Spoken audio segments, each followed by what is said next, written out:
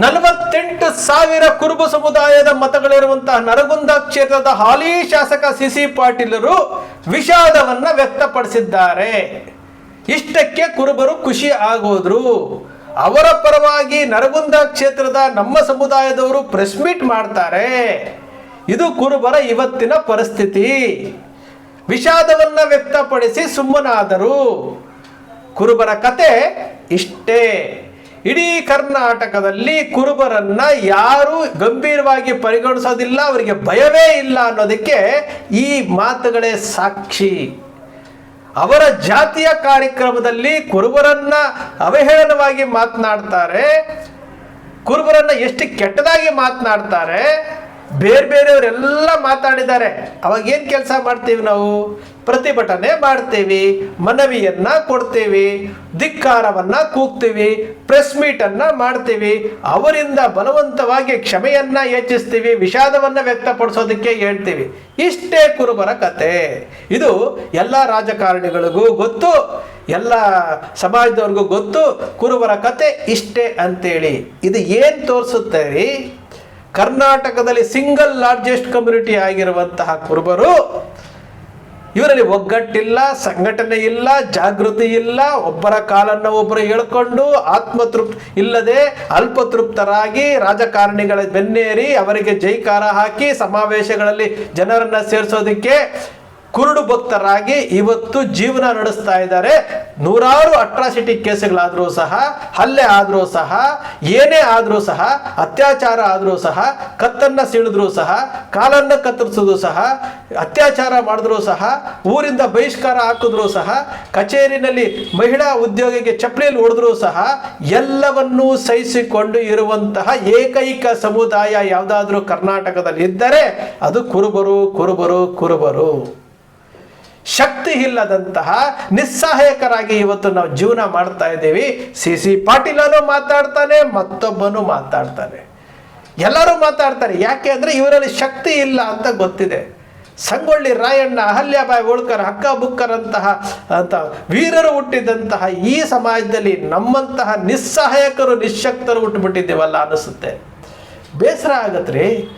ಯಾವ ಸಮುದಾಯ ಸಂಘಟನೆ ಇರೋದಿಲ್ವೋ, ಯಾವ ಸಮುದಾಯದಲ್ಲಿ ಸಂಘಟನೆ ಇರೋದಿಲ್ವೋ, ಈ ಸಂಘಟನೆ ಇಲ್ಲದಂಥವರಿಗೆ ಏನು 5 ಬೆರಳು ಸೇರಿದ್ರೆ ಒಂದು ಮುಷ್ಟಿ ಕಣ್ರಿ.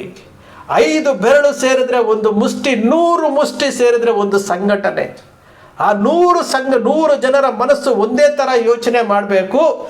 ನನ್ನ ಸಮುದಾಯ, ನನ್ನ ಸಮುದಾಯದ ರಕ್ಷಣೆ, ನನ್ನ ಸಮುದಾಯದ ಶೈಕ್ಷಣಿಕ, ಆರ್ಥಿಕ, ಔದ್ಯೋಗಿಕ, ರಾಜಕೀಯ ಶಕ್ತಿಯನ್ನು ವೃದ್ಧಿಗೊಳಿಸಬೇಕು ಅಂತೇಳಿ ಆ 100 ಮನಸ್ಸುಗಳು ಯೋಚನೆ ಮಾಡಿದಾಗ ಮಾತ್ರ ಯಾವುದೇ ಸಮುದಾಯವಾಗಿರಲಿ ಮುನ್ನಡೆಯುತ್ತೆ.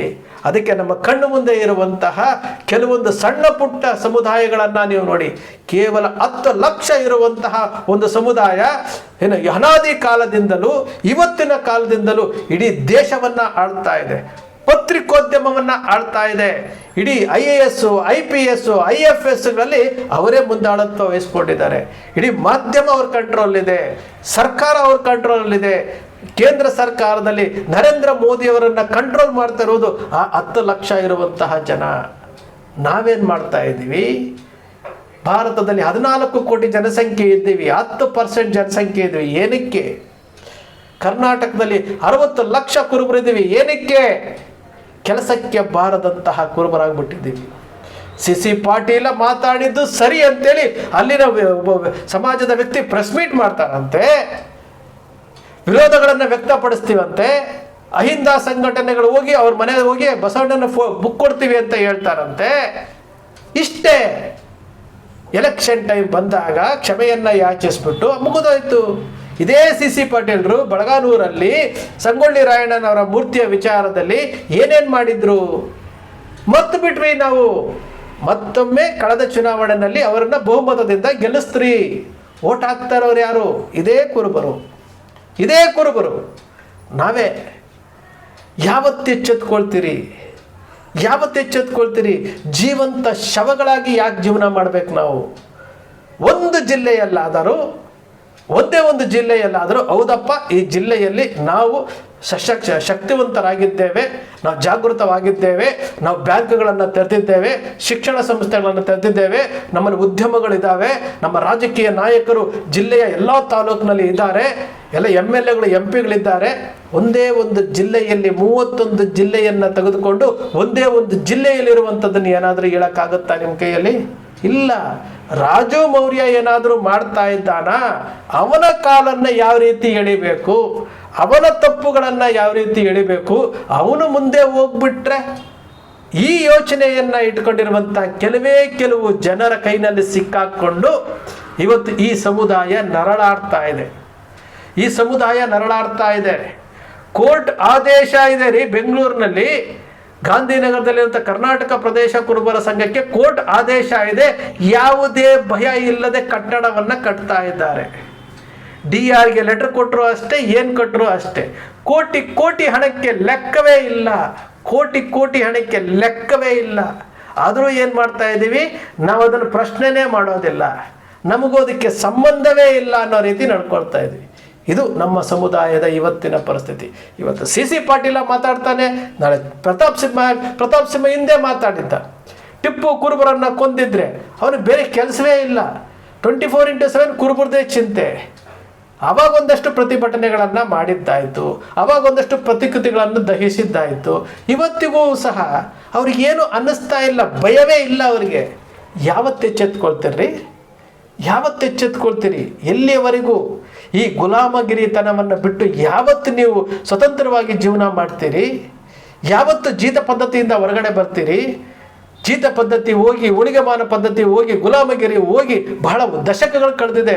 ಆದರೆ ಕುರುಬ ಸಮುದಾಯದಲ್ಲಿ ಮಾತ್ರ ರಾಜಕಾರಣಿಗಳ ಗುಲಾಮರಾಗಿದ್ದೇವೆ, ಜೈಕಾರ ಹಾಕ್ತಾ ಇದ್ದೇವೆ, ಜೀವಂತ ಶವಗಳಾಗಿ ಜೀವನ ಮಾಡ್ತಾ ಇದ್ದೀವಲ್ವಾ? ಒಂದು ಸಾರಿ ಯೋಚನೆ ಮಾಡಿ. ನಾನು ಹೇಳ್ತಾ ಇರೋದ್ರಲ್ಲಿ ಏನಾದರೂ ಸೃಷ್ಟಿ ಇದೆಯಾ, ಕಲ್ಪನೆ ಇದೆಯಾ, ಅಥವಾ ಸೃಷ್ಟಿ ಮಾಡ್ಕೊಂಡು ಹೇಳ್ತಾ ಇದ್ದೀನ? ಖಂಡಿತ ಇಲ್ಲ. ನಮ್ಮಲ್ಲಿರುವಂತಹ ವೀಕ್ನೆಸ್ಗಳನ್ನು ನೋಡಿಕೊಂಡು ಅವರು ಮಾತನಾಡ್ತಾರಲ್ಲಿ, ಹಾದಿ ಬೀದಿನಲ್ಲಿ ಹೋಗೋರೆಲ್ಲ ಮಾತಾಡ್ತಾರೆ. ವಿಷಾದವನ್ನು ವ್ಯಕ್ತಪಡಿಸಿದ್ದಾರಂತೆ ಅಷ್ಟೇ. ಫ್ರೆಜರು ನೀವು ಕ್ಷಮೆ ಕೇಳಬೇಕು, ಅವರಿಗೆ ಭಯ ಬರಬೇಕ್ರಿ. ನರಗುಂದದಲ್ಲಿ ಒಬ್ಬ ಕುರುಬ ಸಮುದಾಯದವರು ನನಗೆ ಓಟ್ ಹಾಕೋದಿಲ್ಲ ಅನ್ನೋ ಭಯ ಬರಬೇಕು.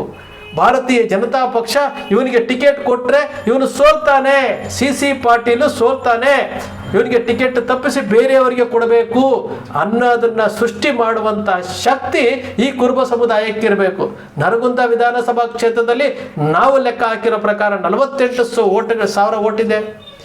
48,000 ಓಟ್ ಇರುವಂತಹ ಇಡೀ ಒಬ್ಬ ಗೆಲುವನ್ನು ನಿರ್ಧರಿಸಬಹುದಾದಂಥ ಒಂದು ಸಮಾಜ ಇವತ್ತು ಒಂದು ಒಗ್ಗಟ್ಟಾಗಿ ನಿಂತ್ಕೊಂಡ್ರೆ CC ಪಾಟೀಲನಿಗೆ ಟಿಕೆಟ್ ತಪ್ಪಿಸ್ಬೋದು, ಅವ್ರಿಗೆ ಬದಲು ಬೇರೆ ಯಾರಿಗಾದರೂ ಕೊಡೋ ಥರ ಮಾಡ್ಬೋದು. ಇಲ್ಲಿ ಪಾಠ ಕಲಿಸ್ತಾರೆ, ಕುರುಬರು ಪಾಠ ಕಲಿಸ್ತಾರೆ ಎಂಬ ಭಯವನ್ನು ಹುಟ್ಟಿಸುವಂತಹ ಸನ್ನಿವೇಶವನ್ನು ನಿರ್ಮಾಣ ಮಾಡಬೇಕ್ರಿ. 2028ಕ್ಕೆ ಶೂನ್ಯದತ್ತ ಹೋಗ್ತಾ ಇದ್ದೀವಿ. ಸಮುದಾಯ ಶೂನ್ಯದತ್ತ ಹೋಗ್ತಾ ಇದೆ. ರಾಜಕೀಯ ಕ್ಷೇತ್ರದಲ್ಲಿ ತಿಳ್ಕೊಳ್ಳಿ, ಒಬ್ಬನೇ ಒಬ್ಬ. ಈ ಕರ್ನಾಟಕದಲ್ಲಿ 14 ಜನ MLAಗಳಲ್ಲಿ ಒಬ್ಬರು ಬಾಗಲಕೋಟೆ ಮೈನಸ್ಸು, 13 MLAಗಳು, 2 MLCಗಳು. ಇಷ್ಟು ಜನ ಇದ್ದೀರಲ್ಲ, ಯಾವುದಾದ್ರೂ ಒಬ್ಬ ರಾಜಕಾರಣಿ, ಒಬ್ಬ MLA, ಒಬ್ಬ MLC CC ಪಾಟೀಲ್ ಮಾತನಾಡಿರ್ಬೋದು ತಪ್ಪು ಅಂತ ಏನಾದರೂ ಮಾತಾಡಿದಾರೇನ್ರಿ? ಚೀಮಾರಿ ಹಾಕಿದಾರೇನ್ರಿ? ಆಲಿ ಮಾಜಿಗಳು ನಿಮಗೆ ಚೀಮಾರಿ ಹಾಕಿದ್ದೀರಾ? ಹಾಕೋದಿಲ್ಲ, ನಿಮಗೆ ಬೇಕಾಗೂ ಇಲ್ಲ.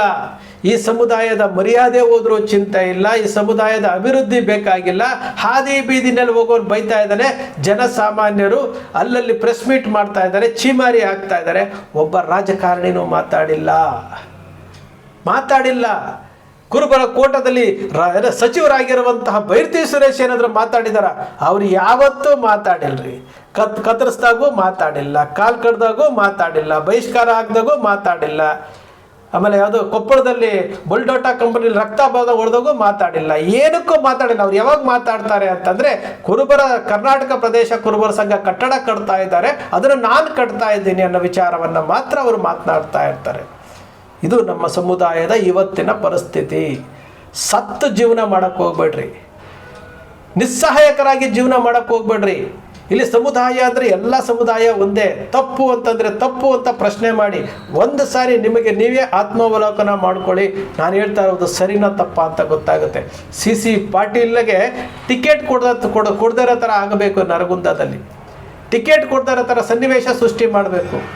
ಒಂದು ನರಗುಂದ ಒಂದೇ ಅಲ್ಲ, ಕರ್ನಾಟಕದಲ್ಲಿ ಕುರುಬರ ಬಗ್ಗೆ ಯಾರಾದರೂ ವಿರೋಧವಾಗಿ ಮಾತನಾಡಿದ್ರೆ ಕುರುಬರ ಸಂಘಟನೆಯನ್ನು ನೋಡಿ ಬೆಚ್ಚಿ ಬೀಳಬೇಕು. ಆ ರೀತಿಯಾದಂಥ ಸನ್ನಿವೇಶಗಳನ್ನು ಸೃಷ್ಟಿ ಮಾಡಿದಾಗ ಮಾತ್ರ ಈ ಸಮುದಾಯಕ್ಕೆ ಮುಂದಿನ ದಿನಗಳಲ್ಲಿ ಭವಿಷ್ಯ ಇದೆ. ಇಲ್ಲದೆ ಹೋದರೆ ಈ ಸಮುದಾಯ ನಶಿಸಿ ಹೋಗುವಂತಹ ಪಟ್ಟಿಗೆ ಸೇರುವಂಥದ್ದು. ಈಗಾಗಲೇ ಕರ್ನಾಟಕದಲ್ಲಿ ನಂಬರ್ 1 ಸ್ಥಾನದಲ್ಲಿದ್ದರೂ ಸಹ ನಾವು ಜಾತಿಗಳಲ್ಲಿ ಕೊನೆಯ ಸ್ಥಾನದಲ್ಲಿದ್ದೇವೆ. ಶೈಕ್ಷಣಿಕ, ಆರ್ಥಿಕ, ಔದ್ಯೋಗಿಕ ಮತ್ತು ರಾಜಕೀಯದಲ್ಲಿ ಕೊನೆಯ ಸ್ಥಾನದಲ್ಲಿದ್ದೇವೆ. ಜೀವಂತ ಶವಗಳಾಗಿ ಬದುಕ್ತಾ ಇದ್ದೇವೆ. ಬೇಸರ ಆಗುತ್ತೆ. ಈ ಪದಗಳನ್ನು ನಾನು ಬಳಸಬೇಕು ಅಂತಂದರೆ ಬೇಸರ ಆಗುತ್ತೆ, ನೋವಾಗುತ್ತೆ. ಬಂಧುಗಳೇ, ಕನಕ ಟಿವಿ ಸೃಷ್ಟಿ ಮಾಡೋದಿಲ್ಲ, ಕಲ್ಪನೆ ಮಾಡೋದಿಲ್ಲ, ವಾಸ್ತವದ ವಿಚಾರವನ್ನು ವಿಶ್ಲೇಷಣೆ ಮಾಡುತ್ತೆ. ಕನಕ ಟಿವಿಯ ವಿಶ್ಲೇಷಣೆ ನಿಮ್ಗೆ ಇಷ್ಟ ಆಯಿತು ಅಂದರೆ ಸಬ್ಸ್ಕ್ರೈಬ್ ಆಗಲಿಲ್ಲ ಅಂದರೆ ಸಬ್ಸ್ಕ್ರೈಬ್ ಮಾಡ್ಕೊಳ್ಳಿ. ಪಕ್ಕದಲ್ಲಿ ಕಾಣುವಂಥ ಬೆಲ್ ಐಕಾನ್ ಪ್ರೆಸ್ ಮಾಡಿ, ಶೇರ್ ಮಾಡಿ, ಪ್ರೋತ್ಸಾಹ ನೀಡಿ.